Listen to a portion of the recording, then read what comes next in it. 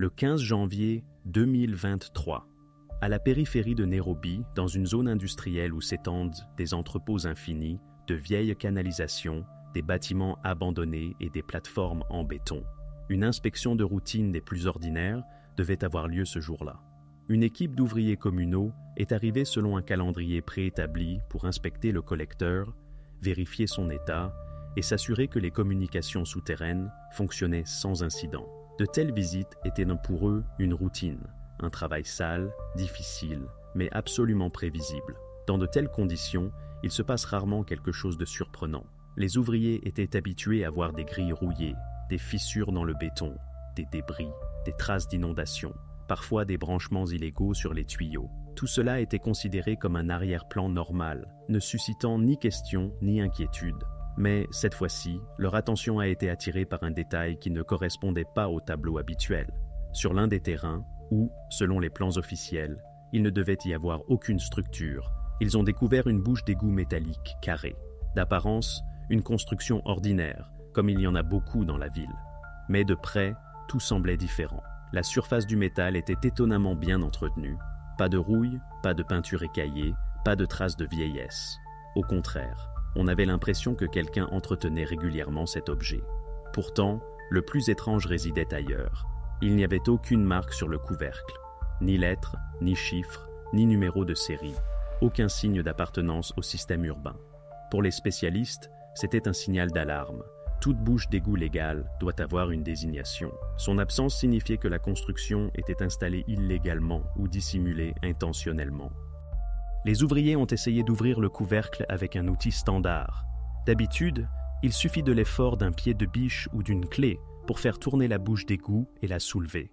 Mais ici, le métal n'a pas bougé d'1 millimètre. Plusieurs personnes ont essayé à tour de rôle différentes techniques, mais le résultat était le même. Le couvercle est resté immobile. On aurait dit qu'il était maintenu non seulement par son poids, mais aussi par une fixation supplémentaire de l'intérieur. Selon les instructions, de tels cas ne peuvent être ignorés. Toutes les anomalies doivent être enregistrées et transmises aux autorités compétentes. Le chef d'équipe a appelé la police. Une patrouille est arrivée sur les lieux, les officiers ont examiné la bouche d'égout et ont demandé les plans d'archives de la zone industrielle. La vérification a confirmé les soupçons. Cet objet n'existait dans aucun document. Sur les anciens plans du collecteur, sur les nouveaux schémas de la zone industrielle, nulle part il n'était indiqué qu'il y avait une bouche d'égout ou un passage souterrain à cet endroit. Les policiers ont décidé d'ouvrir la construction. Pour cela, ils ont utilisé un outil spécial. Le travail a été lent. Le métal a résisté, les fixations se sont avérées plus solides que prévu. Mais progressivement, le couvercle a pu être soulevé. Un air vicié s'est immédiatement échappé de l'ouverture. Les officiers ont dirigé la lumière de leur lampe torche à l'intérieur. Devant eux se trouvait une ouverture plongeant vers le bas. À première vue, cela ressemblait à un tunnel technique ou à une ancienne mine. Mais les officiers ont immédiatement remarqué que les murs ne ressemblaient pas à ceux des communications ordinaires. Il n'y avait aucune trace de travaux officiels ici. Et c'est à ce moment précis que retentit ce qui a tout changé. Des profondeurs parvinrent des sons, faibles, multiples, semblables à des pleurs humains étouffés. Pour les ouvriers et la police, la situation a cessé d'être une simple anomalie en un instant. La bouche d'égout, qui, il n'y a pas si longtemps, semblait être une étrange construction technique, s'est transformée en un lieu potentiel d'un événement d'urgence. À partir de ce moment, les événements ont commencé à se dérouler non plus selon la ligne du service communal, mais dans le cadre d'une enquête à part entière. Ainsi, une inspection de routine est devenue inopinément le point de départ d'une histoire qui allait plus tard ébranler toute la région. Cette bouche d'égout s'est avérée être l'entrée d'un réseau souterrain dont l'existence est restée un secret pendant des décennies. C'est de là que partit une chaîne d'événements menant à la résolution de l'une des affaires les plus retentissantes de l'histoire de la ville. Pour comprendre toute l'ampleur de ce qui se passait, il faut s'arrêter sur la question apparemment la plus simple. Où tout cela s'est-il produit exactement? Et c'est là que réside le premier paradoxe. Nous ne parlons pas d'une banlieue reculée, d'un village abandonné ou d'un territoire où personne n'est allé depuis des décennies. Cela s'est passé à Kibera, un quartier de Nairobi, l'un des endroits les plus densément peuplés de tout le Kenya. Selon les statistiques officielles, la densité de population y dépasse 2000 personnes par hectare. Imaginez, sur une minuscule parcelle de terre, des milliers de personnes vivent, travaillent et se déplacent. Les maisons sont littéralement côte à côte, les rues sont étroites, laissant à peine passer les véhicules, et l'espace entre elles est rempli de marchés, de stands, de cours bruyantes. La vie bouillonne 24 heures sur 24. À 200 mètres de la bouche d'égout se trouvent des immeubles où vivent des familles. À 600 mètres se trouve une école où des dizaines d'élèves vont chaque jour. À moins de 5 minutes à pied se trouvent des boutiques, des cafés de rue, des marchés et des arrêts de bus. Tout autour respire la vie ordinaire et quotidienne d'un quartier grand et dense. C'est précisément ce qui rend la découverte des employés municipaux vraiment effrayante. Car si l'on imagine ce quartier à travers les yeux d'un passant ordinaire, tout y semblait absolument banal. Les gens vaquent à leurs occupations, les enfants jouent près des maisons, les voisins discutent des nouvelles. Et parallèlement, littéralement sous leurs pieds, se cachait quelque chose dont personne ne soupçonnait même l'existence. L'étape suivante a consisté à clarifier le statut juridique du terrain. Si des habitations et des équipements sociaux entourent le lieu, la question se pose, qui est responsable de la parcelle où se trouvait la bouche d'égout? Et c'est là qu'un détail a été révélé, qui a permis pendant de longues années à cet endroit de rester inaperçu. Selon les archives, le terrain faisait partie d'un complexe d'entrepôts. Autrefois, c'était un site en activité, mais en 1998, il a été déclaré inutilisable et officiellement radié du bilan de la ville. Depuis lors, aucun travail, aucune inspection ou utilisation du territoire n'a été enregistré. Sur le papier, c'était un site abandonné, sans fonction et sans propriétaire. C'est-à-dire que, juridiquement, l'endroit restait une zone morte, à laquelle personne ne prêtait attention. Dans les rapports bureaucratiques, ces territoires sont désignés comme « vides » et « sûrs ». C'est exactement le mot qu'ont utilisé les fonctionnaires municipaux à la fin des années 90. « Sûr ». Mais la réalité a montré le contraire. Le paradoxe est que pendant des décennies, des milliers de personnes sont passées sans que personne n'ait de raison de douter que quelque chose se passait sous cette terre. Cependant, la police, arrivée sur les lieux après l'appel des services municipaux, s'est posé une autre question. Cet endroit n'est-il pas lié aux statistiques de disparition déjà enregistrées dans le quartier? Pour en avoir le cœur net, une demande officielle a été adressée aux archives. Les enquêteurs ont consulté tous les dossiers de personnes disparues dans un rayon de 5 km autour de la bouche d'égout découverte. Le tableau s'est avéré alarmant. De 2005 à 2023, 112 cas de disparition ont été enregistrés dans cette zone, c'est-à-dire en moyenne plus de 6 cas par an. Et ce qui est particulièrement révélateur, 98 de ces affaires ont été classées sous la mention « circonstances non établies ». Autrement dit, dans la plupart des cas, ni témoins, ni preuves, ni explications n'ont été trouvées. Et c'est là que les pièces commencent à s'assembler pour former un tableau d'ensemble. La bouche d'égout, découverte au centre d'un quartier densément peuplé, ne s'est pas avérée être une simple anomalie accidentelle. Elle est devenue le point qui a relié une chaîne de disparitions de plusieurs années. Tout ce qui semblait être une statistique ordinaire d'une grande ville a soudainement acquis une localisation géographique concrète. Ainsi, une inspection de routine des réseaux communaux s'est transformée en le début d'une enquête majeure. Et maintenant, l'attention de l'enquête était concentrée sur la découverte de qui utilisait ce territoire et comment l'espace souterrain était resté invisible pendant tant d'années. La chronologie des événements des archives montrait déjà que ce n'était pas un cas isolé, mais une partie d'une histoire beaucoup plus vaste. Et c'est précisément ce qui est devenu le point de départ de la phase suivante du travail de la police. Dès que les premiers signaux sont arrivés par radio, il est devenu clair que la situation n'était pas ordinaire pour les policiers. Tout avait commencé par une vérification planifiée des communications, mais en quelques minutes, la situation s'est transformée en une urgence. La patrouille de service a compris. Si des personnes se trouvaient réellement sous terre, l'ampleur pourrait être trop grave pour une équipe ordinaire. La décision a été prise immédiatement. Appeler un groupe spécial.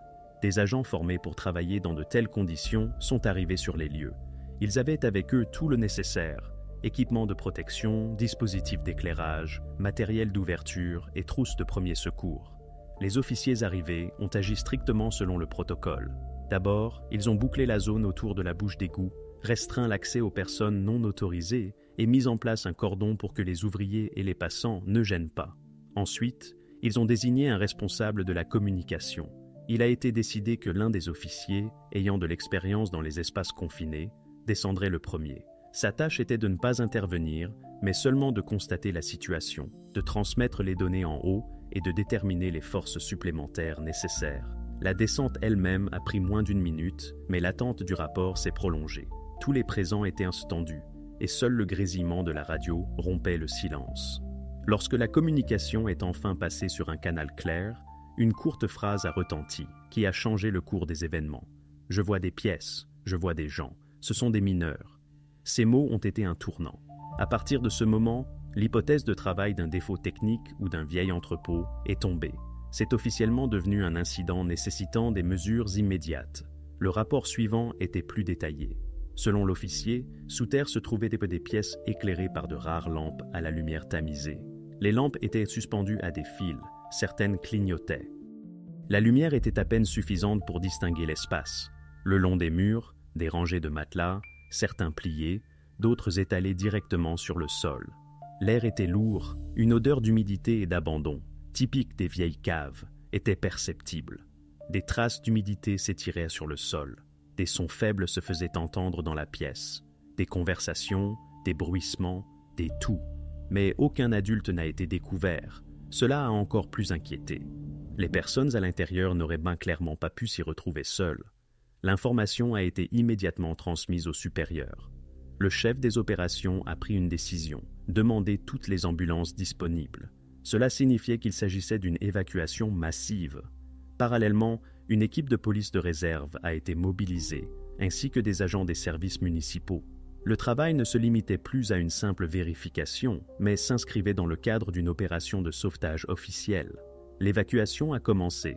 Les policiers descendaient par groupe de 2 ou 3 personnes. Chaque pas était coordonné. Les gens étaient ainsi remontés un par l'étroit passage de la bouche d'égout. En haut, ils étaient accueillis par les médecins, qui vérifiaient leur état et le consignaient dans les procès-verbaux. Les policiers s'efforçaient d'agir avec le plus grand calme pour ne pas créer de panique inutile. Mais la charge était énorme. Certains inscrivaient les noms sur les listes, d'autres assuraient le transport vers les ambulances. Tout ressemblait à une chaîne de montage bien rodée, mais chaque étape prenait du temps. En parallèle, le décompte se poursuivait. Dans les premières minutes, personne ne pouvait imaginer le nombre exact, tous se basaient sur des estimations approximatives. À chaque nouveau groupe, il devenait clair, il s'agissait de dizaines, puis d'une centaine de personnes. Cela était également confirmé par le rapport de terrain. Les locaux étaient clairement conçus pour un grand nombre de personnes. Le premier rapport officiel est arrivé plusieurs heures après un travail ininterrompu. Le document indiquait « Plus de 100 personnes ont été évacuées du sous-sol, toutes sont jeunes. L'état de la plupart est évalué comme un épuisement. » Cette inscription est devenue essentielle. Elle a transformé l'incident d'une catégorie locale en une affaire d'ampleur nationale. Il ne s'agissait plus seulement des personnes retrouvées. Le fait de leur présence prolongée dans le souterrain a immédiatement soulevé des questions pour l'enquête. Qui a organisé ce système? Qui l'a financé? Comment tout cela est-il resté inaperçu pendant près de 2 décennies? L'ampleur de la découverte était directement liée aux données d'archives sur les disparitions dans la région. Pour les enquêteurs, il est devenu évident que l'enquête ne faisait que commencer et qu'il faudrait révéler l'un des secrets les plus importants et les plus effrayants de ces dernières années. Après l'évacuation des personnes et leur prise en charge par les équipes médicales, l'attention s'est entièrement portée sur le site lui-même. Les enquêteurs savaient que le temps jouait contre eux. Le moindre détail en surface pouvait disparaître en quelques heures à peine. La première étape a donc été le bouclage complet de la zone. Des policiers ont mis en place un cordon limitant l'accès non seulement aux journalistes et aux habitants, mais aussi aux agents des services municipaux qui travaillaient initialement sur place. Désormais, l'espace autour du regard était officiellement considéré comme une scène de crime. Des experts en criminalistique sont arrivés sur les lieux. Leur travail était très méthodique. Le territoire a été divisé en secteurs afin de ne rien manquer. Chaque mètre carré a été photographié et filmé. Ils ont travaillé avec des instruments, analysé le sol, effectué des mesures. Ce processus, qui semblait routinier en apparence, est en réalité souvent le point de départ des premières pistes. Il est intéressant de noter que l'attention ne s'est pas portée uniquement sur l'espace souterrain lui-même. Les experts en criminalistique ont immédiatement élargi le périmètre. Ils ont examiné les entrées, les cours adjacentes, le revêtement routier. Et c'était important, car souvent, les preuves ne se trouvent pas à l'intérieur, mais là où le mal croise la vie ordinaire. Dans les endroits où quelqu'un aurait pu laisser tomber accidentellement un objet, laissé une empreinte ou une marque de voiture sur l'asphalte. L'inspection a commencé par les détails les plus simples. Dans l'herbe et sur l'asphalte, plusieurs mégots de cigarettes de différentes marques ont été découverts. À côté, des traces de pneus se dirigeant vers l'entreprise voisine. Toutes ces découvertes ont été enregistrées, mais elles ne donnaient encore rien de concret. Cependant, la situation a ensuite changé. Juste à côté de la bouche d'égout, sur une petite parcelle de terre, un objet qui se distinguait immédiatement du reste des débris a été trouvé. C'était un porte-clés. À première vue, un objet ordinaire, mais pour les experts en criminalistique, il avait une autre signification. Premièrement, il était trop proche du point d'entrée, comme s'il était tombé au moment où la bouche d'égout était utilisée. Deuxièmement, les clés étaient clairement fonctionnelles, sans signe de vieillesse ou de corrosion, c'est-à-dire que la découverte datait d'une période récente. Après une vérification rapide, il a été établi. Le porte-clés n'appartient ni aux ouvriers, ni aux policiers qui sont descendus les premiers. Cela l'a automatiquement transformé en preuve. Il a alors reçu un numéro officiel dans le procès-verbal et a été emballé dans un sac séparé pour une enquête ultérieure. La tâche suivante est de déterminer l'origine de cet objet. Le porte-clés portait un petit logo. Les spécialistes ont immédiatement eu une idée. De telles marques sont souvent apposées par des entreprises qui commandent des accessoires promotionnels ou les utilisent pour identifier leurs employés. Le logo a été vérifié dans les bases de données locales et très vite, il est apparu qu'il appartenait à une entreprise de sécurité qui desservait l'entreprise industrielle voisine. Cela a immédiatement réduit le cercle de recherche. Au cours de la journée, les enquêteurs se sont rendus à l'entreprise. Là, ils ont interrogé les employés. Les gardes ont montré leurs trousseaux de clés, les ont comparés à l'objet trouvé. Et finalement, l'un des employés, en service de nuit, a reconnu le porte-clés comme le sien. Il a dit l'avoir perdu il y a plusieurs semaines, mais n'y avait pas prêté attention. C'est à ce moment précis que l'enquête a franchi le premier pas, passant d'une masse d'indices anonymes à un nom concret. Désormais, l'enquête disposait d'une personne qui, à un moment ou à un autre, aurait pu se trouver à proximité de l'entrée secrète. Sa confession est devenue le point de départ de la phase suivante du travail, un interrogatoire détaillé et la vérification de son alibi. Après la découverte de la première preuve matérielle, l'enquête a disposé d'une piste concrète. Le porte-clés, retrouvé près de la bouche d'égout dissimulée, est devenu le point de départ pour l'établissement de toute la ligne d'enquête ultérieure. Chaque objet similaire exige une vérification. À qui il appartenait? Comment il s'est retrouvé sur les lieux? Le propriétaire aurait-il pu être impliqué dans les pièces souterraines? La réponse a été obtenue assez rapidement. Le nom et le prénom du propriétaire ont été officiellement prononcés, David Omondi. Au moment des faits, il avait 54 ans. Plus de la moitié de sa carrière professionnelle, il l'avait passée dans le domaine de la sécurité. Concrètement, il était dans cette entreprise depuis 15 ans, une période considérable qui impliquait la confiance de la part de l'employeur. Son dossier indiquait, sans reproche, aucune sanction disciplinaire, se distinguait par sa ponctualité. Ses collègues et la direction le décrivaient comme une personne calme, non conflictuelle, qui n'avait jamais cherché à se faire remarquer. À première vue, tout cela brossait le portrait d'un employé consciencieux, éloigné de toute activité criminelle. Mais c'est précisément là que résidait le problème. La réalité poussait vers une version tout à fait différente. Compte tenu de l'indice découvert, l'enquête a émis un mandat d'arrêt à son encontre. La procédure s'est déroulée dans les règles de l'art. Les agents arrivés n'ont pas tardé à se rendre directement sur le site où il effectuait son service habituel. La situation aurait pu évoluer de diverses manières, mais tout s'est passé sans complications. Omondi a été rencontré sur son lieu de travail le soir, à l'heure normale de son service. Selon les témoins, il n'a fait aucune tentative pour s'enfuir ou contester les actions de la police. Il n'a opposé aucune résistance. Il était calme, serein, ne montrant aucune trace d'agitation. Ni agressivité, ni tentative de justification sur place. Rien de tel n'a été enregistré. Son état donnait l'impression qu'il ne comprenait pas la gravité de la situation, ou qu'il était déjà sûr de sa position.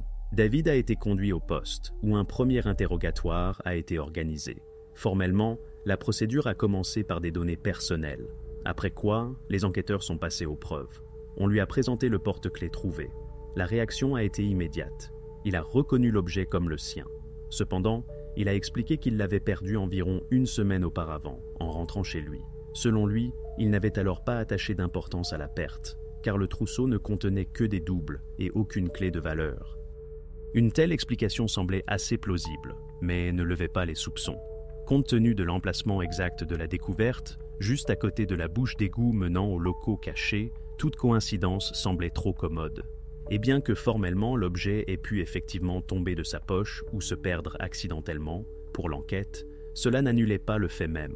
La preuve liait une personne spécifique à un territoire où des dizaines de personnes emprisonnées avaient été découvertes. Le procès-verbal d'interrogatoire consigne une citation clé d'Omondi. « Je n'ai rien à voir avec ça. Je ne faisais que surveiller mon territoire. » Par cette phrase, il a défini sa ligne de conduite pour l'avenir. Il n'a pas nié l'appartenance de l'objet, mais a complètement nié tout lien avec les locaux souterrains. À partir de ce moment, la tâche de l'enquête a changé. Il s'agissait désormais de vérifier ces tirs, de les confronter à d'autres découvertes, de rassembler des preuves supplémentaires ou de réfuter la version de la perte accidentelle. Ainsi, le premier suspect a été identifié.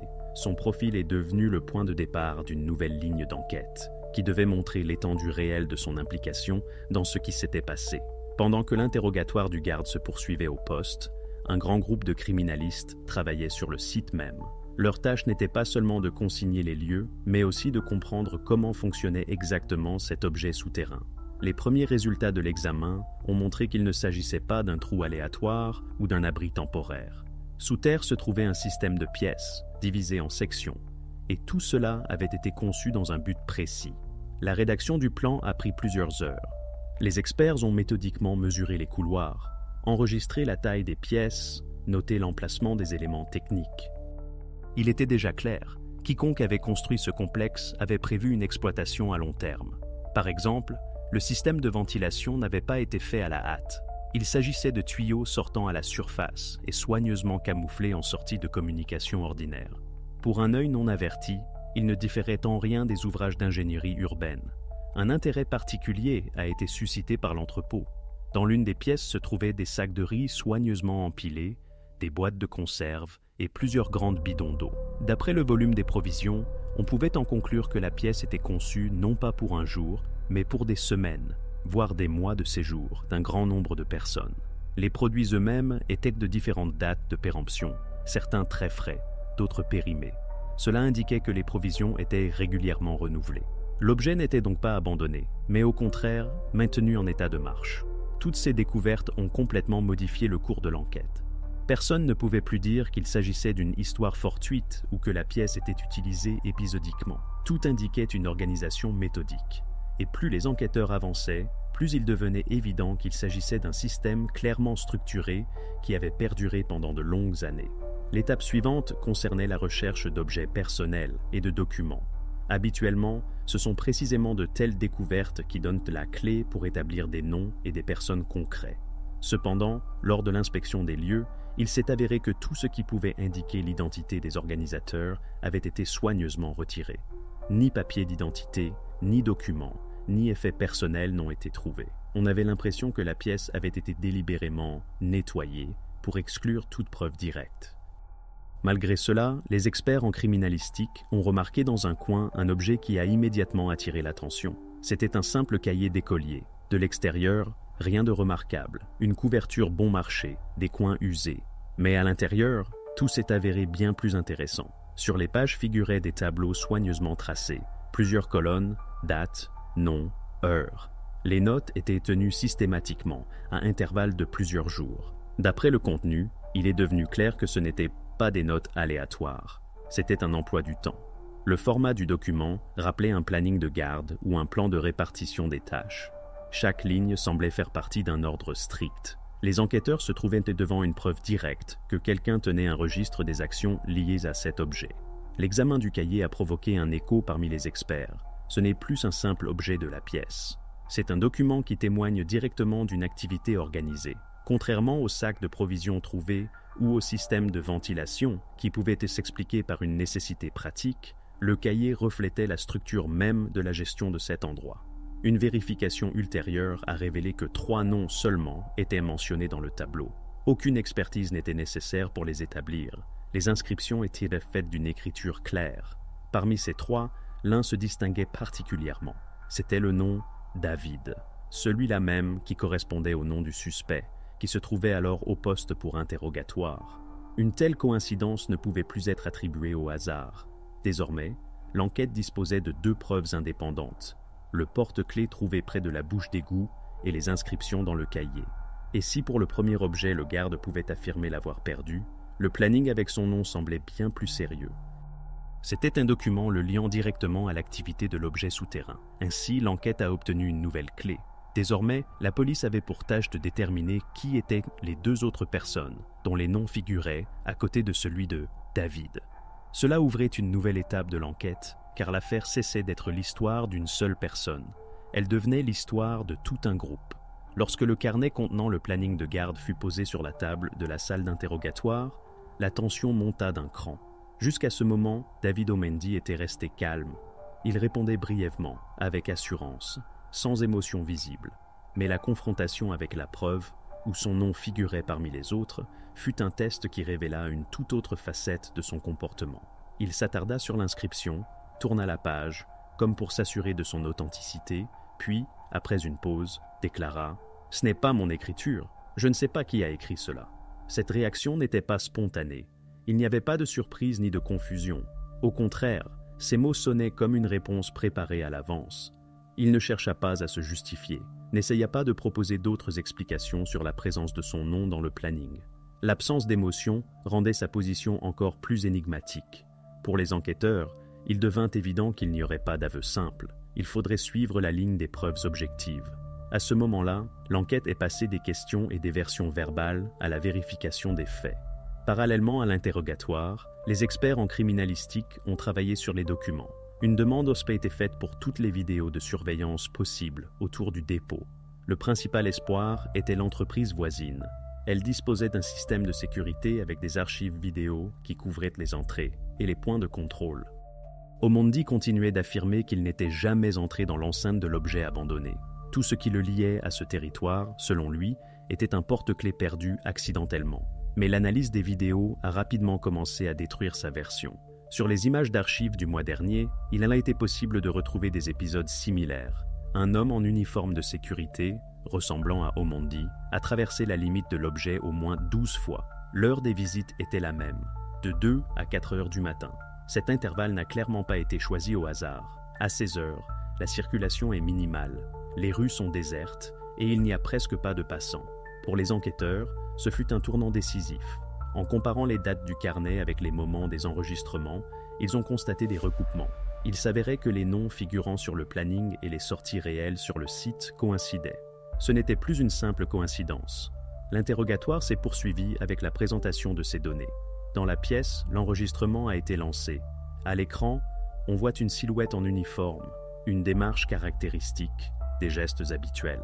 La qualité de l'image ne permettait pas de distinguer clairement le visage, mais les spécialistes et les collègues d'Omondi, après avoir visionné la vidéo, ont reconnu la ressemblance.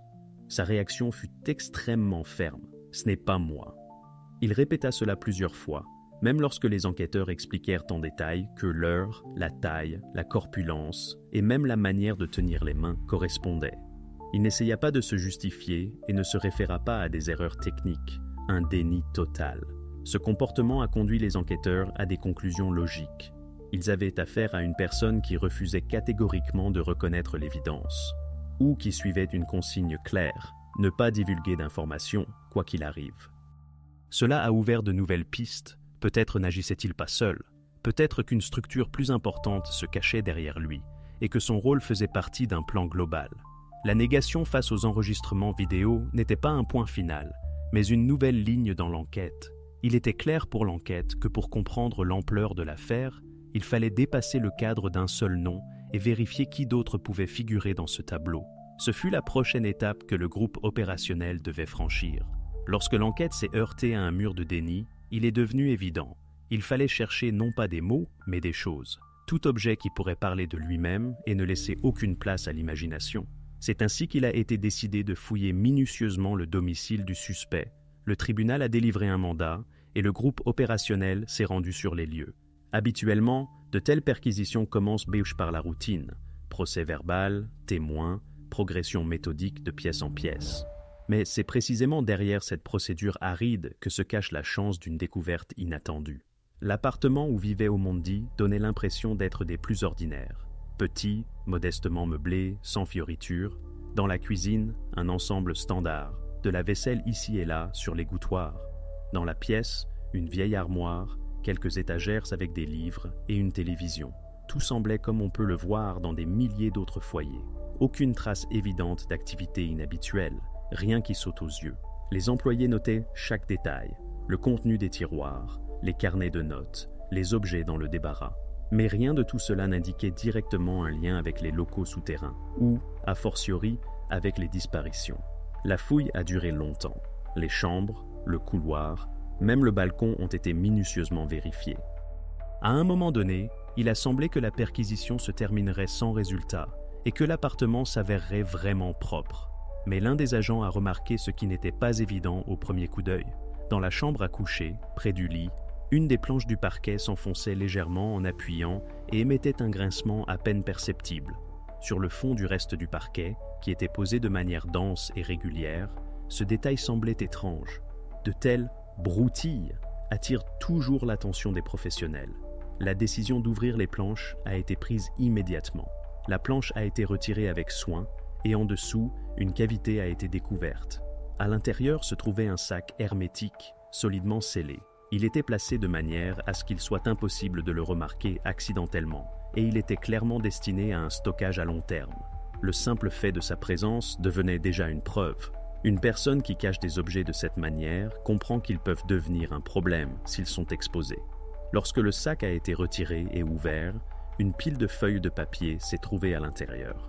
À première vue, de simples dessins, mais les détails les rendaient exceptionnels. Ces images avaient été faites de la main d'un non-adulte, des lignes incertaines, des formes simplifiées, des couleurs vives. En soi, un tel objet aurait pu sembler banal, mais dans le cadre de cette affaire, il a immédiatement pris une autre signification. Les enquêteurs ont commencé à examiner attentivement le contenu. Sur plusieurs dessins, on pouvait distinguer des figures humaines, quelques silhouettes plus petites et, à côté, 3 adultes. L'un d'eux était signé, à côté de l'image. Il y avait un nom clairement écrit, David. Cette coïncidence avec le nom du suspect était impossible à ignorer. Puis l'attention fut attirée par un autre dessin. Il représentait une trappe carrée menant vers le bas. Un détail trop reconnaissable pour être le fruit du hasard. C'est précisément une telle trappe qui a mené la police aux locaux souterrains de la zone industrielle. La stylistique de l'image indiquait que l'auteur l'avait vue en vrai et avait tenté de retranscrire ce qu'il avait retenu. La pile de dessins trouvés a radicalement changé le cours de l'affaire. Si le porte-clés pouvait encore être déclaré perdu et les enregistrements vidéo contestés, cette découverte parlait directement. Les papiers étaient cachés chez le suspect. Ils ne s'y étaient pas retrouvés par hasard, et les signatures et les détails indiquèrent que son contact avec les personnes détenues était direct. Pour l'enquête, cela a été un tournant majeur. À partir de ce moment, il a cessé d'être une personne que l'on pouvait considérer comme un témoin externe ou un travailleur occasionnel. Il s'est avéré être une figure dont le lien avec l'événement était confirmé par des objets trouvés dans son propre appartement. Les actions ultérieures de la police étaient évidentes. Il ne s'agissait plus de savoir s'il était près de l'entrepôt. Il fallait comprendre autre chose. Quel rôle exact il jouait dans ce système et à quel point il était profondément impliqué. Et surtout, découvrir qui pouvait se tenir à ses côtés et diriger tout ce processus. Lorsque l'opération de sauvetage a été menée à bien et que toutes les personnes évacuées des installations souterraines ont été mises en sécurité, la phase suivante a commencé. L'examen médical. C'est ici que l'enquête a eu pour la première fois l'occasion d'observer les conséquences du séjour des personnes dans ces conditions, non pas à travers des suppositions et des indices indirects, mais à travers des chiffres bruts et des conclusions de spécialistes. Ce fut le moment où l'ampleur de la catastrophe a commencé à se manifester de manière objective. Les médecins ont agi selon un protocole bien établi. Chaque personne remontée à la surface passait un examen distinct.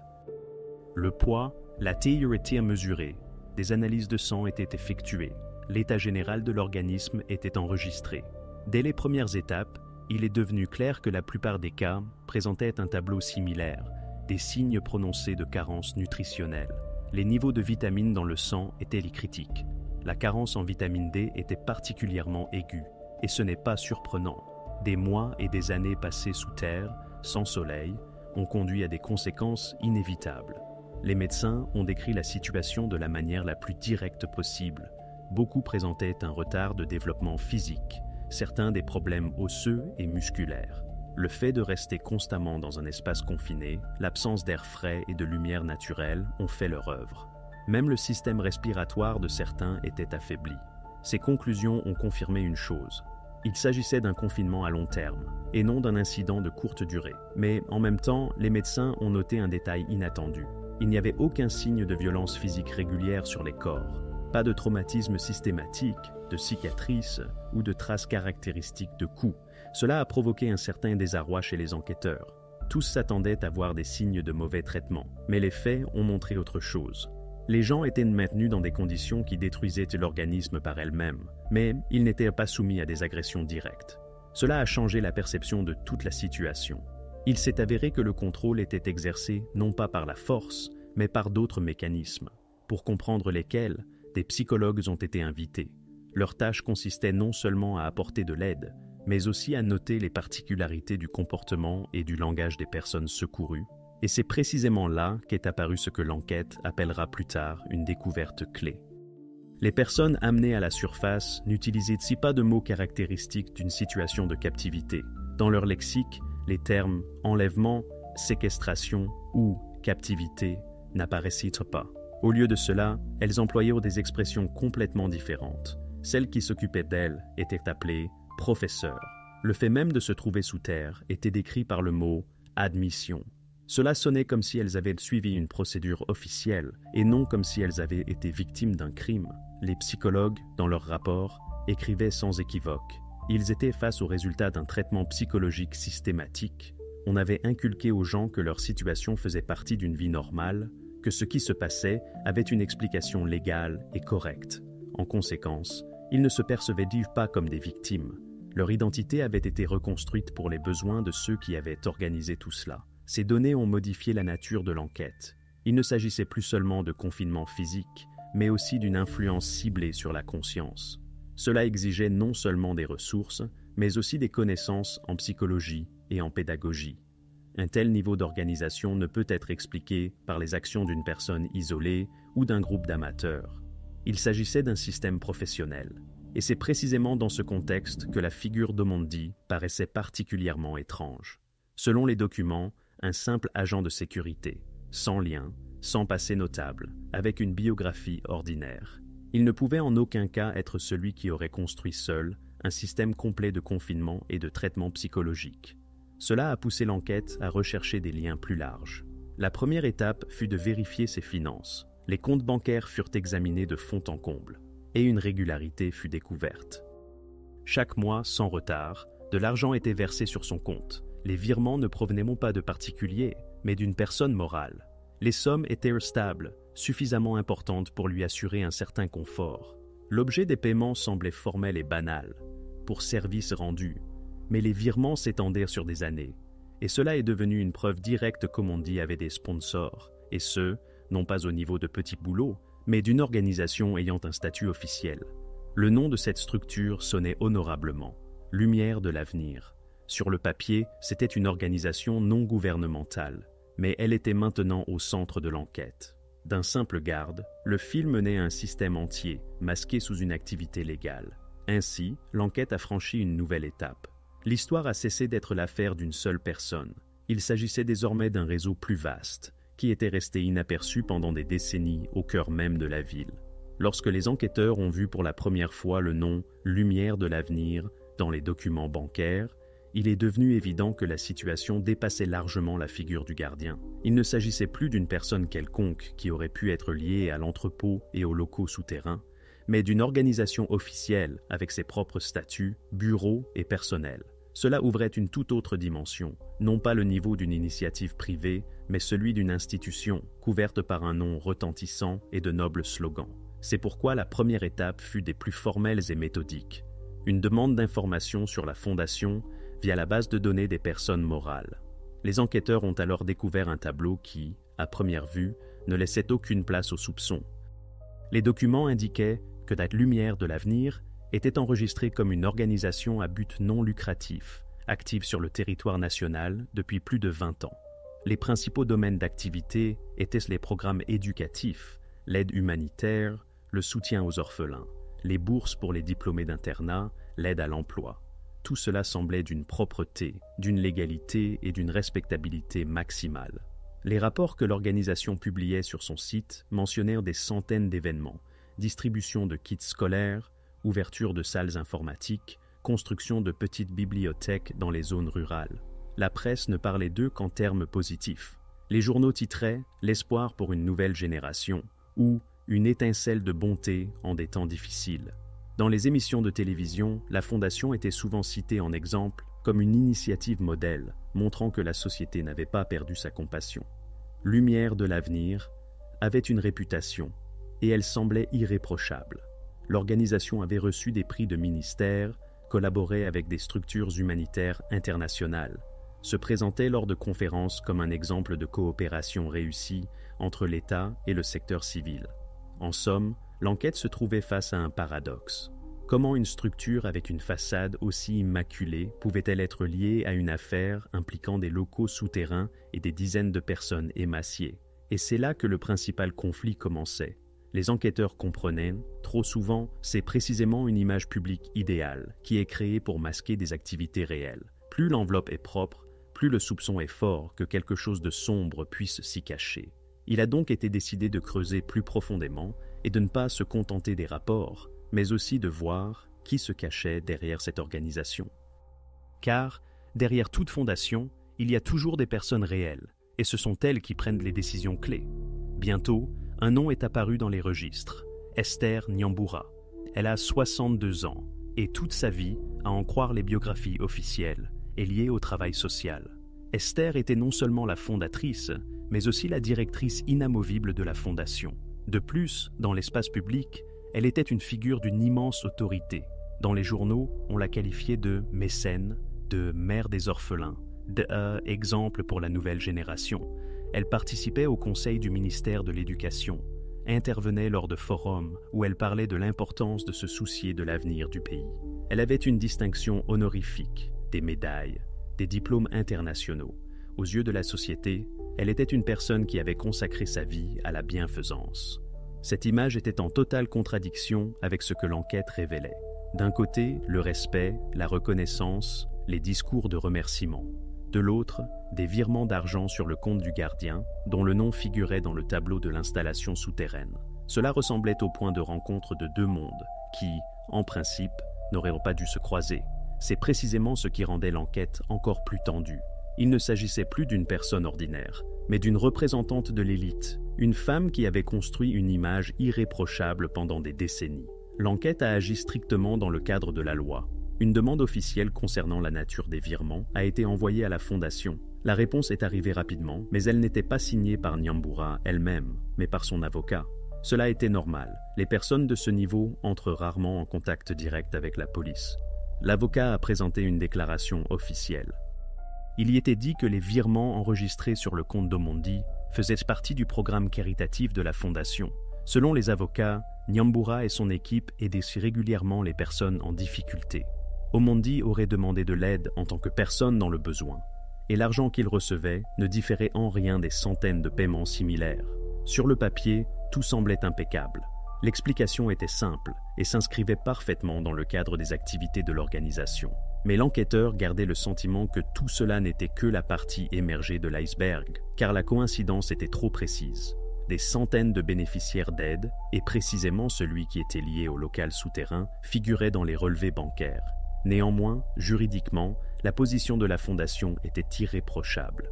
Formellement, cela ressemblait à un don, et il était impossible de prouver le contraire à ce stade. En conséquence, l'enquête s'est retrouvée dans une impasse. Le lien direct virement-implication s'est effondré, car tout semblait faire partie d'un programme caritatif. Ce fut un dénouement important pour cette étape. Les enquêteurs se trouvaient dans une situation où le fil direct se rompait. Pour aller de l'avant, ils devaient y chercher de nouvelles pistes, analyser les liens plus en profondeur, dépasser les faits évidents. Une réalité plus grande pouvait se cacher derrière la façade de la Fondation, mais cela ne pouvait être confirmé que par un travail plus subtil et risqué. Les enquêteurs comprenaient, si le lien présent semblait trop flou, il fallait chercher dans le passé.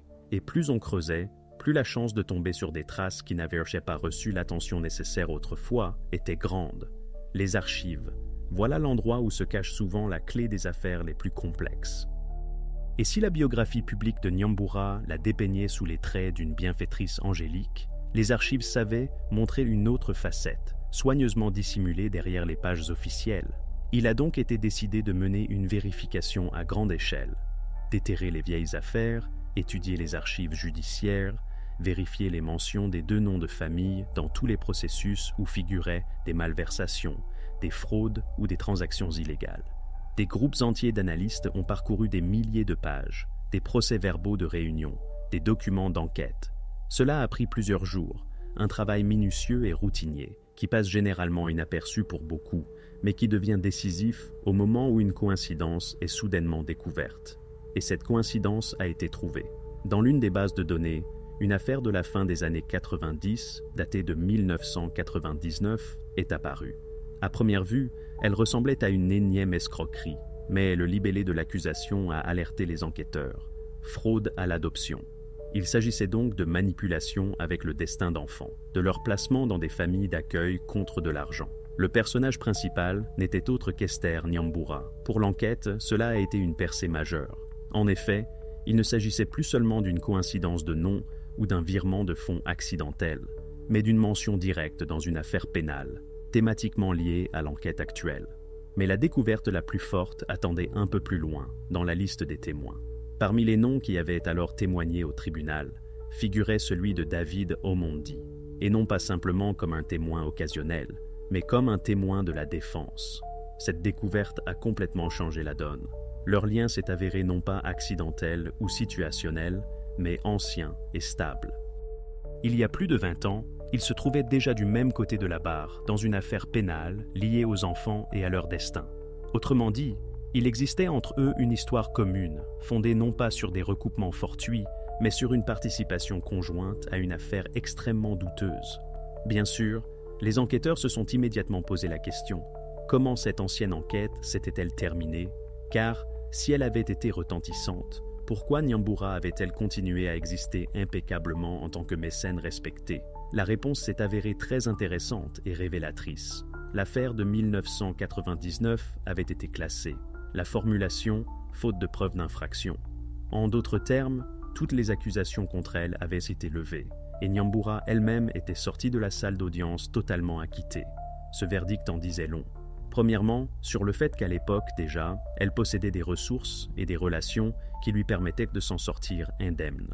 Deuxièmement, que son image publique de philanthrope s'était construite après son acquittement, comme si l'ancienne affaire avait été soigneusement effacée de sa biographie officielle. Et troisièmement, Omondi, qui avait alors témoigné en sa défense, pouvait être lié à elle beaucoup plus étroitement qu'il n'avait tenté de le montrer lors des interrogatoires actuels. Pour l'enquête, ce fut un tournant. Il était désormais impossible de nier leur lien. Les archives parlaient d'elles-mêmes. 2 noms figuraient dans la même affaire. Et cette affaire concernait directement les mêmes domaines qui avaient fait surface dans l'enquête actuelle. Il ne s'agissait donc pas d'une coïncidence, mais d'un système qui durait depuis plus de 20 ans. Cette découverte fut le point de départ d'une nouvelle phase de travail. Si auparavant l'interrogatoire de Nyambura n'était qu'une possibilité théorique, il devenait désormais inévitable. En effet, il était impossible d'ignorer le fait de leur ancienne connaissance et de leur passé commun.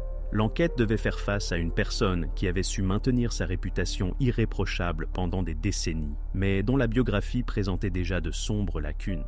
L'enquête a atteint un point où il était impossible de cacher l'évidence. Le lien entre Esther Nyambura et David Omondi avait désormais non seulement des confirmations documentaires, mais aussi une profondeur temporelle, plus de 20 ans. Il a donc été décidé de la convoquer pour un interrogatoire. Cette étape avait une signification stratégique. De son comportement dépendait la capacité de l'enquête à avancer ou à rester embourbée dans le marais des preuves indirectes et des explications formelles. Le jour convenu, Esther est arrivée au bâtiment de la direction des enquêtes. Pas seule, à ses côtés se trouvait un avocat, un juriste expérimenté à la réputation irréprochable, connu pour sa capacité à construire une défense même dans les affaires les plus complexes. Extérieurement, elle paraissait sereine, confiante, voire un peu provocante dans son calme. Son comportement a immédiatement donné l'impression d'une personne qui ne craint pas l'interrogatoire. mais le perçoit comme une formalité de plus, une partie d'un jeu d'images. Dès les premières minutes de l'interrogatoire, Esther a élaboré une ligne de défense claire. Elle n'a pas nié connaître Omondi, au contraire. Elle l'a immédiatement reconnu, mais a aussitôt minimisé l'importance de cette connaissance. Leur communication, selon elle, était extrêmement rare et se limitait exclusivement au cadre d'initiatives caritatives. Tout le reste, selon sa version, n'était qu'une interprétation libre de l'enquête et une dramatisation excessive. L'enquêteur savait qu'elle ne se laisserait pas prendre par de simples questions. Il a donc commencé à lui présenter méthodiquement les preuves. Les transactions bancaires ont été les premières. Compte, montant, date. Toute la chaîne de virements de l'organisation Lumière de l'avenir, au nom d'Omondi. Esther, sans perdre son sang-froid, a calmement expliqué « Il s'agissait d'une aide matérielle habituelle, l'une des centaines que la Fondation accordait chaque mois aux personnes dans le besoin. » Ensuite, le carnet avec le planning des gardes, où figurait le nom « David », a été posé sur la table. Sa réaction fut à nouveau ferme. Elle a déclaré n'avoir aucun lien avec ce document, que la Fondation n'avait jamais tenu de telle liste, et que le simple fait de mentionner un nom ne prouvait rien. Puis, l'enquêteur a sorti les enregistrements des caméras de surveillance, où une silhouette ressemblant à Omondi était plusieurs fois aperçue sur le site de l'entrepôt. Esther a de nouveau trouvé une explication. Elle a dit que la Fondation ne contrôlait pas la vie privée des employés, et si une personne visitait un site abandonné, c'était son initiative, sans aucun lien avec l'organisation. Cela a duré près d'1 heure. L'enquêteur présentait une preuve. Elle, avec l'avocat, proposait aussitôt une explication logique qui fermait formellement tout angle d'enquête. Il semblait que cet interrogatoire se transformait en un ping-pong sans fin. Questions-réponses, preuves-commentaires, et à chaque fois, une voix égale, des formulations assurées et l'absence de la moindre fissure émotionnelle. À un moment donné, il est devenu clair que l'attaque directe ne donnait aucun résultat. Tous les faits dont disposait l'enquête se brisaient contre le mur de sa défense, minutieusement préparé. Et c'est alors que l'enquêteur a décidé de faire un mouvement que l'on garde généralement pour la fin, comme un atout caché. Il a sorti un dessin du dossier, celui-là même qui avait été trouvé dans la cachette de la maison d'Omondi, un papier sans prétention, réalisé de la main de quelqu'un qui avait passé du temps sous terre.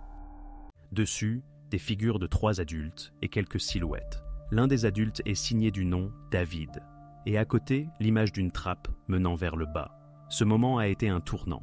L'enquêteur a silencieusement posé le dessin sur la table. Il n'a pas prononcé un mot, lui a simplement laissé le temps de regarder. Le silence s'est installé dans la pièce. Le procès-verbal d'interrogatoire relatera plus tard cet épisode. Esther Nyambura a pour la première fois gardé le silence pendant 37 secondes. Contact visuel continu avec l'objet. Ces 37 secondes valaient du plus que toutes les heures précédentes de conversation. Sa pause, son regard, son silence, tout cela est devenu la première véritable fissure dans la ligne de défense parfaitement construite. C'est à ce moment-là qu'il est devenu clair. L'enquête avait une chance de percer son armure et de faire passer l'affaire à un niveau supérieur. Après la pause enregistrée lors de l'interrogatoire, l'enquête a enfin eu une base juridique pour des actions décisives.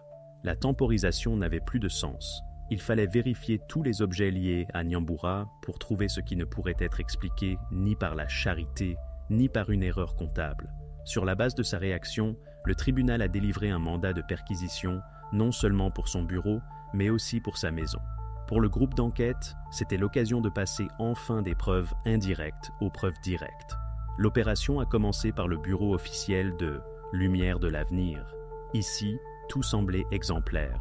Des dossiers soigneusement rangés dans les armoires, un ordre parfait sur les bureaux, la comptabilité correspondait aux rapports publiés dans les sources ouvertes. Il semblait que le travail de cette structure était vraiment transparent et correct. Chaque papier, chaque sceau était à sa place. Pour un observateur extérieur, cela semblait être une confirmation de son innocence. Mais les criminalistes comprenaient, un ordre trop parfait peut en soi faire partie de la légende. Une fois le bureau terminé, le groupe s'est rendu chez elle. Ici, l'approche était différente. Toutes les pièces, les meubles, les effets personnels ont été vérifiés. À première vue, tout était habituel et ordinaire ici aussi. Photos de famille, récompenses au mur, objets d'intérieur qui soulignaient son statut de personnalité publique respectée. Mais les spécialistes expérimentés savent que les preuves importantes sont rarement visibles. Le plus précieux est toujours caché là où personne ne penserait à chercher. C'est pourquoi l'attention s'est portée sur l'un des cadres avec une photo. Une photo ordinaire au mur, sans rien de particulier. Mais en y regardant de près, il est devenu évident, le panneau arrière du cadre était fixé de manière inhabituelle, comme s'il avait été ouvert et fermé à plusieurs reprises. Après l'ouverture, une cavité cachée a été découverte. À l'intérieur, un petit paquet hermétique et dedans, une clé USB. Le simple fait de la présence du support électronique avait déjà une énorme importance. Contrairement aux témoignages oraux ou aux documents ambigus, les informations numériques pouvaient y contenir des enregistrements précis et systématiques. Le support a été immédiatement emballé, scellé et envoyé pour expertise. Là, il a été connecté à un ordinateur séparé, isolé du réseau. Le résultat de l'analyse fut une véritable percée. La clé USB ne contenait qu'un seul fichier, un tableau au format Excel. Pas d'image, pas de notes personnelles, seulement des lignes et des chiffres bruts. Mais c'est précisément cette aridité qui rendait le document plus effrayant que n'importe quelle photographie. Le tableau contenait des centaines de lignes. Dans chaque ligne, un code unique, une date d'entrée et une colonne « Statut ». À première vue, cela ressemblait à un document de travail standard de n'importe quelle organisation. Mais dans la colonne « Statut », en face de dizaines d'enregistrements, la même mention figurait « Transféré ». Ce mot est devenu la clé. Il contenait tout ce qui avait auparavant été caché derrière des formulations caritatives. Il n'était pas question d'aide, de subvention ou de soutien ici. Le mouvement de personnes vivantes y était clairement et froidement consigné, comme s'il s'agissait de marchandises ou de ressources. Et cela ne pouvait plus être expliqué par le hasard ou une erreur. À partir de ce moment, l'affaire a pris une autre ampleur. Désormais, l'enquête n'avait plus de simples soupçons indirects et des réactions émotionnelles, mais un document réel où un système était consigné noir sur blanc. Le tableau devenait la preuve irréfutable qu'il ne s'agissait pas d'une initiative privée d'un gardien, mais d'un schéma entier impliquant des personnes ayant des ressources, des connexions et la capacité de cacher leurs actions pendant des années. Cette découverte ouvrait un nouveau chapitre de l'enquête. La prochaine étape consistait à étudier le tableau ligne par ligne, à rechercher des correspondances avec les archives de disparition et à identifier ceux qui se cachaient derrière les mots « transférés ». Quand le tableau imprimé apparaît dans la salle d'interrogatoire, l'atmosphère change instantanément. Jusqu'à ce moment, tout reposait sur sa confiance et son sang-froid, sur les réponses bien rodées des avocats et les formulations impeccables. Mais maintenant, devant les yeux de Nyambura, il n'y a pas de questions abstraites ni d'allusions d'enquêteurs, mais des feuilles de papier avec des lignes et des chiffres concrets. Chaque ligne est comme un coup. Chaque mot dans la colonne « Statut » semble brûler l'atmosphère de la pièce. Transférer, transférer, transférer. Des dizaines de fois le même mot, sans émotion, sans explication, mais avec une évidence meurtrière. Au début, elle réagit comme on s'y attendait, froidement, réservée, comme si tout cela ne la concernait en rien. Son visage conserve la même assurance qu'avant. Mais plus elle regarde les feuilles, plus sa posture révèle une tension. Même l'avocat, qui était resté immobile jusqu'alors, commence à lui jeter des regards furtifs, comme s'il comprenait lui-même. C'est ici que pourrait avoir lieu la percée. Et en effet, après plusieurs minutes de silence, Nyambura change de tactique pour la première fois de l'interrogatoire. Elle cesse de nier son implication et commence à parler. Sa voix est calme, mais quelque chose de douloureusement personnel transparaît dans ses mots. Elle admet, oui, elle connaît ces tableaux. Oui, elle sait ce que signifie le mot « transférer ». Mais, selon sa version, tout cela n'était pas un crime, mais une mission. Sa phrase est consignée au procès-verbal. « Je ne considère pas cela comme un enlèvement. C'était un sauvetage. Je les sortais des bidonvilles et leur donnais une chance d'une vie meilleure. » Elle prononce ces mots sans hésitation, comme si elle les avait prononcés des dizaines de fois dans sa tête, se justifiant encore et encore. Et c'est là la terrible force de son aveu. Elle croit vraiment qu'elle faisait le bien. L'interrogatoire se poursuit.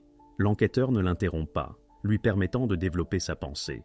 Et plus elle parle, plus sa vision du monde devient claire.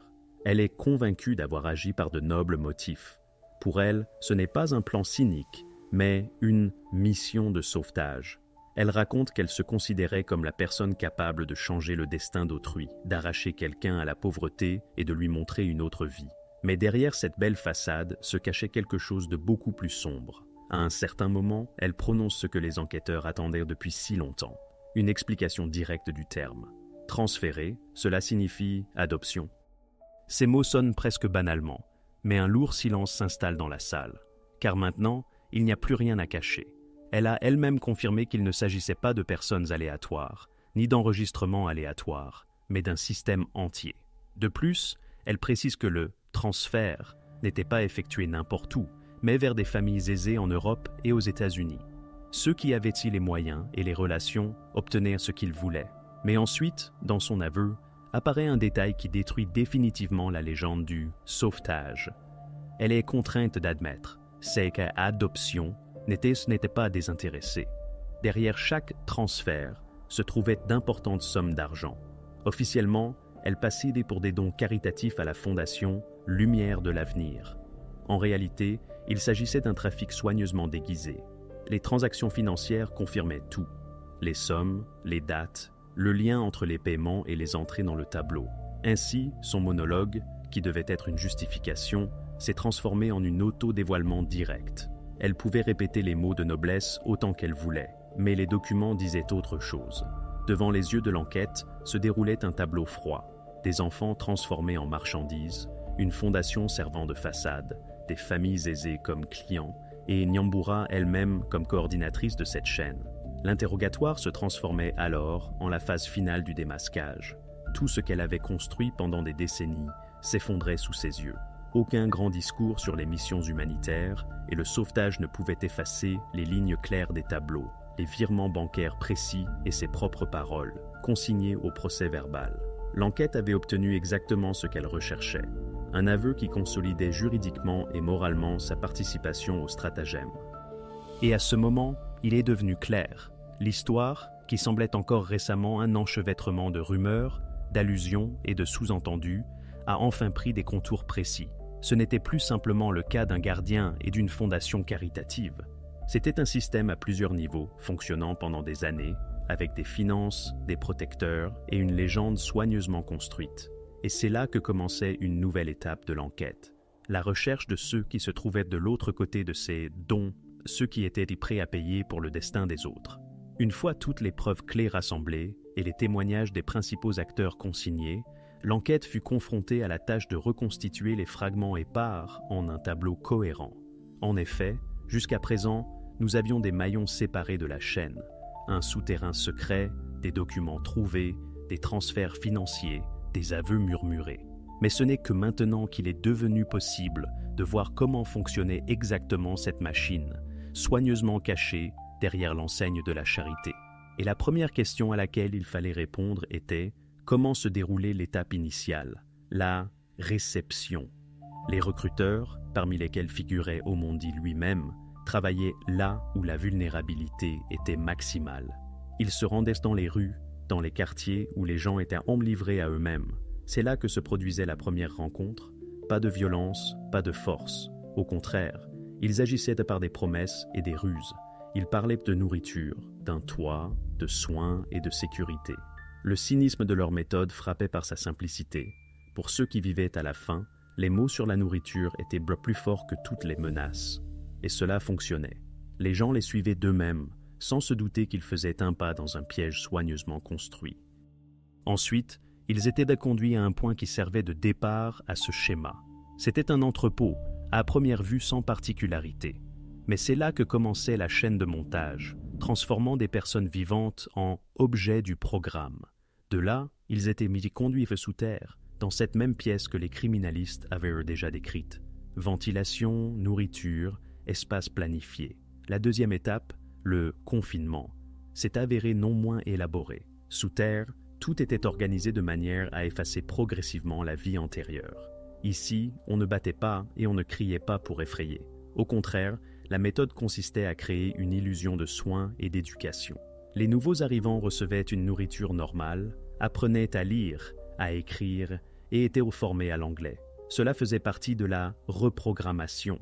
Les vrais noms étaient retirés, remplacés par de nouveaux. Le passé ancien était effacé de la mémoire et remplacé par un nouveau rôle. Même les souvenirs les plus fondamentaux étaient progressivement effacés, et à leur place, on leur inculquait « Vous êtes arrivés ici parce que vous avez eu de la chance. Vous faites partie de l'école, de là on programme. C'est là que se déroulait ce que les psychologues appelleraient plus tard la préparation à l'intégration. Ces personnes étaient comme préparées à la vente, détachées de leurs racines, privées de lien avec leur rue natale et intégrées dans une réalité artificiellement créée où tout ressemblait à de l'apprentissage et des soins. Mais le véritable objectif était un: les préparer à quitter un jour le pays sans résistance et à se retrouver entre les mains d'étrangers. La phase finale du plan s'appelait le transfert. C'était la partie la plus complexe, nécessitant la participation non seulement des exécutants sur place, mais aussi d'une équipe entière de spécialistes. C'est là que l'ONG Lumière de l'Avenir intervenait. Sur ces entêtes officielles, de faux documents étaient sans doute préparés, certificats confirmant l'orphelinat, témoignages, signatures de fonctionnaires locaux achetés par la corruption. Les papiers semblaient absolument légaux, ce qui permettait de faire sortir les gens du pays sans suspicion. Ensuite venait le moment de la rencontre avec ceux pour qui tout ce mécanisme existait. Des couples aisés s'envolaient, pour le Kenya, sous le couvert de bienfaiteurs ou de touristes. Sur place, un dossier soigneusement préparé les attendait. Une visite au bureau de l'ONG et des documents déjà prêts à être signés. Aux yeux de ces personnes, tout semblait presque légal. Ils faisaient un don à la fondation, signaient des papiers d'adoption et emmenaient tranquillement avec eux une personne déjà préparée à un nouveau rôle. Ainsi, l'ensemble du système formait une chaîne unique: recruteurs de rue, souterrains de confinement, falsification de documents, transfert international. À chaque étape, des personnes différentes agissaient, chacune accomplissant sa part du travail, et l'ensemble formait un convoyeur. Et en conclusion, l'enquête a donné une définition juridiquement précise. Il s'agissait d'un canal systématique de traite des êtres humains, soigneusement dissimulé derrière des slogans caritatifs et de grands mots de sauvetage. Un schéma qui a fonctionné pendant des années, restant dans l'ombre, jusqu'à ce qu'un dysfonctionnement accidentel permette de jeter un œil à l'intérieur. Lorsque l'enquête a touché à sa fin logique, l'attention de tout le pays s'est portée sur l'étape suivante: le procès. Ce n'était pas simplement une affaire de plus, mais un procès qui a immédiatement acquis le statut d'historique, car il concernait des dizaines de personnes ayant participé à un système criminel de longue date et soigneusement élaboré. Chaque étape de l'enquête, chaque preuve et chaque témoignage devait désormais être examiné par le tribunal, et c'est là que se décidait le sort non seulement des accusés concrets, mais aussi de toute l'organisation qui, pendant de longues années, s'était cachée derrière des slogans caritatifs. La question qui résonnait dans la société pendant toutes les semaines d'attente était simple et directe. Quelles accusations le procureur allait-il porter exactement? La réponse s'est avérée bien plus vaste que beaucoup ne l'avaient imaginé. Sur le banc des accusés se trouvait Esther Nyambura elle-même, la directrice de la fondation Lumière de l'Avenir, son proche collaborateur David Omondi, et avec eux 5 autres employés occupant divers postes au sein de cette organisation. L'acte d'accusation contenait une liste d'articles à donner le frisson: traite des êtres humains, privation illégale de liberté, enlèvement, falsification de documents, participation à une association de malfaiteurs. La liste ressemblait à un catalogue des crimes les plus graves, passibles de dizaines d'années de prison. Le procès a débuté dans une salle comble. Il était incroyablement difficile d'y entrer. L'accès n'était autorisé que sur permis spécial. Les journalistes faisaient la queue devant le palais de justice dès le matin, les reportages étaient diffusés en direct, et chaque audience était débattue dans tout le pays. Les gens ne se contentaient pas de suivre le processus, ils attendaient la justice. Ils attendaient le moment où les coupables seraient punis. Le procès s'est avéré difficile et long. Il a duré près de 8 mois. Pendant ce temps, plus de 100 témoins ont été entendus, d'anciens employés de la Fondation, des policiers, des experts, des médecins, des psychologues et même ceux qui avaient un lien indirect avec les activités de l'organisation. Chaque fois que de nouvelles preuves étaient présentées dans la salle, qu'il s'agisse de documents financiers, de résultats d'expertise ou de photographies de la scène du crime, la tension dans la salle augmentait. Les gens comprenaient, l'enjeu n'était pas seulement le sort de quelques accusés, mais la confiance de la société dans le système judiciaire lui-même. Une attention particulière a été portée aux plaidoiries des avocats. La défense d'Esther Nyambura et de son entourage s'articulait autour de la même thèse. Leurs actions auraient eu un caractère exclusivement humanitaire. Les avocats parlaient de sauvetage, d'opportunités pour l'avenir, du fait que la Fondation aidait ceux qui étaient privés de soutien. Ils tentaient de créer l'image de bienfaiteurs injustement accusés, Nyambura elle-même, dans ses rares déclarations, se montrait confiante, voire arrogante, répétant qu'elle n'avait jamais poursuivi des objectifs égoïstes et avait toujours agi pour le bien. Mais derrière les beaux mots, il n'y avait rien que le vide. L'accusation a détruit, pas à pas, chaque argument de la défense. Des extraits de comptes montrant des transferts de plusieurs millions ont été présentés. Des faux documents présentés comme officiels ont été montrés. Des témoignages de personnes ayant vu comment tout ce système fonctionnait ont été lus. Le tableau devenait de plus en plus clair. Il ne s'agissait pas de charité, mais d'un commerce froidement calculé. Lorsque le procès a atteint sa phase finale, il est devenu évident que les avocats étaient incapables de réfuter la masse de preuves que les enquêteurs avaient recueillies. Le juge a écouté attentivement les deux parties et, lors de la dernière audience, a rejeté tous les arguments de la défense comme non fondés. Le moment est venu pour lequel des milliers de personnes ont suivi ce processus depuis le début. Un silence de mort a régné dans la salle d'audience lorsque le juge a pris la feuille du verdict. On aurait dit que même les caméras avaient cessé de bourdonner et que les spectateurs retenaient leur souffle. La sentence fut sévère et irrévocable. Esther Nyambura a été condamnée à la prison à vie sans possibilité de libération conditionnelle. Son bras droit, David Omondi, a été condamné à 25 ans de prison. Les 5 autres employés de la Fondation ont reçu des peines allant de 10 à 15 ans. Pour tous, cela signifiait la fin de leur vie antérieure. Et pour la société, un signal important. Aucune relation, aucun nom célèbre et aucun beau slogan ne peuvent sauver les criminels de la responsabilité. Ainsi, au sens juridique, l'histoire était achevée. La justice avait triomphé et les personnes qui, pendant de longues années, avaient agi dans l'ombre, se cachant derrière le masque de la charité, se retrouvaient derrière les barreaux. Mais avec le verdict, une autre question se posait. Comment un tel système avait-il pu exister si longtemps et qui d'autres étaient restés en dehors du tribunal, conservant son influence et sa liberté? Cette ombre continuait de planer sur l'affaire, et beaucoup comprenaient. L'histoire n'était pas encore finie. Lorsque le verdict a été prononcé et que les portes des cellules se sont refermées sur les principaux acteurs de l'affaire, il a semblé que l'histoire touchait à sa fin. Mais en réalité, tout ne faisait que commencer. Car les criminels avaient reçu leur punition, mais ceux pour qui l'enquête avait été menée se retrouvaient seuls face à leur destin. Ce ne sont pas des histoires qui se terminent par un point après la lecture du verdict. Au contraire, c'est alors que viennent les questions les plus difficiles. Qu'adviendra-t-il de ceux qui ont été entraînés dans des jeux étrangers? Et pourront-ils un jour retrouver une vie normale? L'État ne pouvait pas simplement rendre compte du processus mené et oublier cette affaire. Une commission gouvernementale spéciale a été créée, comprenant non seulement des fonctionnaires, mais aussi des psychologues, des travailleurs sociaux, des représentants d'organisations internationales. Leur tâche principale consistait à retrouver et à établir l'origine de chaque personne dont le nom figurait dans la malheureuse table. Ce travail s'est avéré lourd et méticuleux. Pour certains, il a été possible de retrouver des proches qui les avaient considérés comme disparus pendant de longues années. Plus de 100 histoires de ce type ont été recueillies. Au total, 154 personnes ont été rendues à leur famille, même après des décennies de séparation. Mais l'histoire avait aussi une autre issue, bien plus sombre. Une partie importante de ceux qui figuraient dans les documents de la Fondation n'a jamais pu retrouver leur foyer d'origine. Pour eux, l'État a organisé des foyers et des centres de réadaptation temporaire. Là, ils ont reçu un soutien psychologique, des activités d'adaptation et une intégration progressive dans une vie qui devait être nouvelle pour eux. Ces centres ressemblaient à des écoles fermées, où la journée était minutieusement planifiée, des cours et des examens médicaux, aux entretiens avec des psychologues. Les autorités n'ont pas caché que ce chemin prendrait des années et qu'aucun tribunal, même le plus juste, ne pouvait effacer instantanément les traces de ce qu'ils avaient vécu.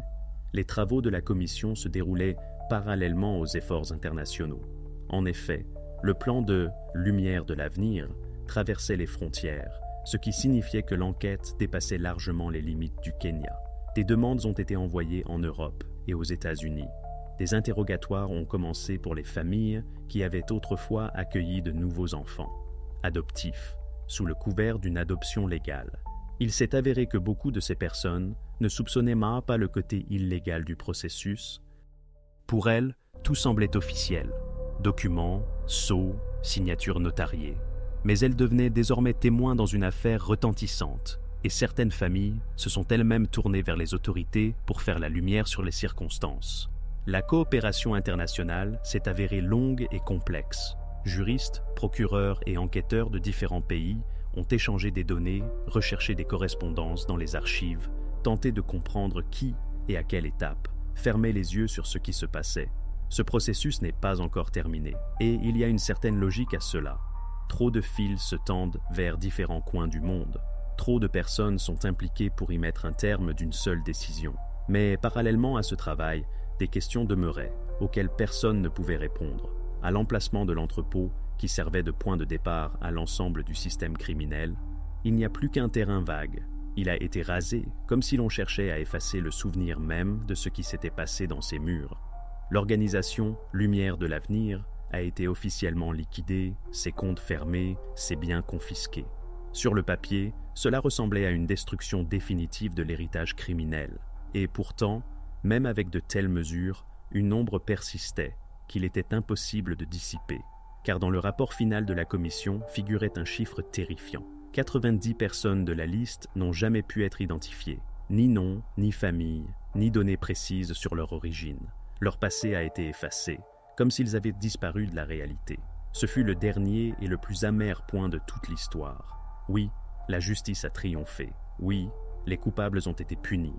Mais pour des dizaines de personnes, le passé est resté à jamais un mystère que personne ne pourra jamais restaurer.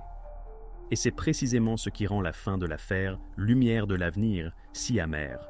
La justice peut punir les criminels, mais elle n'est pas toujours capable de restituer intégralement les vies volées.